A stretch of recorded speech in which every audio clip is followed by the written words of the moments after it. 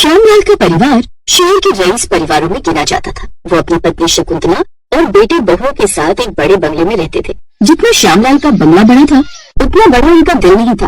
वो बहुत तेज तर्रार और सख्त स्वभाव वाले थे और ऐसा ही स्वभाव उनके परिवार में बाकी सभी सदस्यों का भी था, सिवाय उनकी छोटी बहू गोपी को छोड़कर।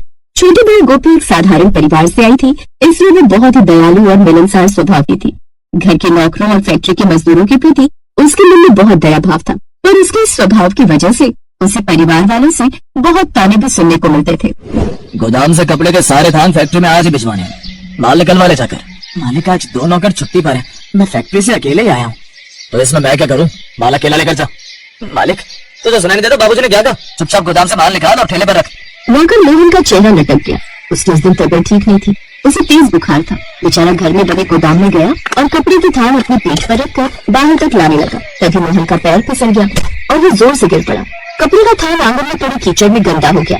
हाय हाय बाबूजी, देखो मोहन ने कपड़े का थान कीचड़ में गंदा कर दिया। कितना बड़ा नुकसान कर दिया। क्या ये कैसे हो गया? अरे आंखों से अंधे, तुझे दिखाई नहीं देता? एक काम बोला तुझे, वो भी ठीक से नहीं हुआ। काका आपको कहीं लगी तो नहीं? गोपी क्या कर रही हो? दूर हटो। नौकरों को ज्यादा दया दिखाओ तो सिर पर चढ़ जाते हैं। मैं देखती हूँ कि तुम हर समय ये घर और फैक्ट्री के नौकरों पर जो दया भाव दिखाती रहती हो, मुझे तुम्हारी आदत बिल्कुल अच्छी नहीं लगती। और तुम इस बड़े बंगले की बहू हो, एक अमीर पैसे वाले खानदान में तुम्हारी शादी हुई है, फिर भी तुम्हें समझ नहीं है कि गरीबों को ज्यादा मुंह लगाना ठीक नहीं। बाबूजी देखो, आपकी छोटी बहू को इन नौकरों पर कितनी दया आती है। इसने हमारा नुकसान कर दिया और ऊपर से इन्हें दया दिखा रही है। देख मोहन, तूने जो नुकसान किया है उसकी भरपाई तेरी तनख्वाह से ही होगी।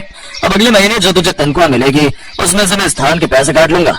बाबूजी मोहन ने इस महीने 2 छुट्टी भी ली है, उसके भी काट लेना। ठीक है, तो इसके तनख्वाह से पूरे 2500 रुपए कटेंगे। मोहन बुखार में तपा हुआ सारा माल ठेले पर रखकर फैक्ट्री पहुंचता है। गोपी तुम्हें कितनी बार कहा है, तुम इन नौकरों की तरफदारी करना बंद कर दो। मैं जब फैक्ट्री से लौटा तो मुझे सारी बात पता चली। तुम्हें क्या जरूरत थी मोहन पर दया दिखाने की? तुम्हारी वजह से मुझे भी सुनने को मिलता है आज के बाद तुम किसी नौकर की मदद नहीं करोगी। पर सुनील ने गोपी की बात अनसुनी कर दी और गुस्से में कमरे से बाहर चला गया। घर में काम करने वाली नौकरानी ने गोपी को बताया कि मोहन के घर की हालत बहुत खराब है। उसकी बात सुनकर गोपी को मोहन पर तरस आ गया और फिर वो अगले दिन चुपचाप मोहन के घर पहुंची। छोटे से टूटा फूटा मकान और कोने में पड़ी मोहन की बीमार पत्नी। अरे बहू रानी, आप यहाँ? अगर मालिक को पता चला तो मेरी नौकरी चली जाएगी। मोहन काका, बाबूजी को पता नहीं चलेगा। ये दवाइयाँ ले लीजिए, ये कुछ पैसे भी हैं। अपने बच्चों के लिए दूध, फल और खाने का सामान ले आना। बहू रानी, आप तो भगवान हैं हमारे लिए। मालिक तनख्वाह काट लेते हैं मगर आप हमें जिंदा रखती हैं। बहू रानी, आप बड़े बंगले वाली हो, पर आपका दिल बड़े बंगले से भी बहुत बड़ा है। भगवान आपको खूब खुशियाँ दे। गोपी रोज छिपकर मजदूरों की मदद करती रही। किसी के बच्चों की फीस भरती, किसी की दवाई खरीदती, किसी के घर राशन भिजवाती। फैक्ट्री के सभी मजदूर पीठ पीछे गोपी की बहुत अच्छाई करते थे। छोटी बहू रानी तो मानो साक्षात देवी का रूप है। एक तरफ बड़े बंगले में रहने वाले मालिक और परिवार के बाकी सब लोग इतने स्वार्थी हैं, और एक तरफ छोटी बहू रानी कितनी दयालु और मददगार है। सही कह रही हो कमला बहन, छोटी बहू रानी हम सबकी बहुत मदद करती है, वरना मालिक तो हमसे काम भी लेते हैं और तनख्वाह भी पूरी नहीं देते, ऊपर से जुल्म और करते हैं। भगवान छोटी बहू रानी को हमेशा खुश रखे, हम तो बस यही दुआ करते हैं। लेकिन ये सब ज्यादा दिन तक छुप नहीं सका। बड़ी बहू सुधा को गोपी के बारे में सच पता चल जाता है और वो सीधे अपने सास ससुर के पास जाती है। माँ जी, बाबूजी, आपकी छोटी बहू खुले हाथों से फैक्ट्री के नौकरों पर पैसा लुटा रही है। आपसे छुपकर उनकी मदद कर रही है। ये क्या गोपी, ये सब सच है? इसकी चुप्पी में ही इसका जवाब छुपा है। ये घर के नौकरों की मदद कर रही है। गोपी जानती थी कि उसका सच सामने आ गया, इसलिए उसके पास चुप रहने के सिवा कोई और रास्ता नहीं था। घर में सबने गोपी को फटकार लगा दी और उसे सख्त मना कर दिया कि अब गोपी कभी भी किसी मजदूर की मदद नहीं करेगी। कुछ दिनों बाद सेठ श्यामलाल को एक बहुत बड़ा ऑर्डर मिला, जिसे लेकर वो बहुत खुश थे। सारा तैयार माल फैक्ट्री में ठीक से रखवा दिया ना? क्योंकि 2 दिन बाद माल भिजवाना है। जी बाबूजी, सारा रखवा भी दिया और अच्छे से ताला भी लगा दिया। वैसे बाबूजी कुछ भी कहा, हमें ये ऑर्डर जो मिला है उससे इस साल की दिवाली में 4 चांद लग जाएंगे। फिर तुम्हें दिवाली की ढेर सारी शॉपिंग करने वाली हूँ। बाबूजी, मैं तो पहले ही कह देती हूँ, जो भी कमाई होगी उसमें से मुझे आप अच्छा खासा नेक दे ही देना, ताकि मैं अपने बच्चों और अपने लिए दिवाली पर बढ़िया से उपहार खरीद सकूँ। चिंता मत करो बहू, इस ऑर्डर से इस बार तो क्या, अगले कई साल तक की दिवाली हमारी धूमधाम से बीतने वाली है, क्योंकि इस ऑर्डर के बाद हमारा काम और बढ़ जाएगा। सच में घर में कितनी बड़ी खुशी की बात है, आप सबको इतना बड़ा ऑर्डर मिला है। घर में सब बहुत खुश थे।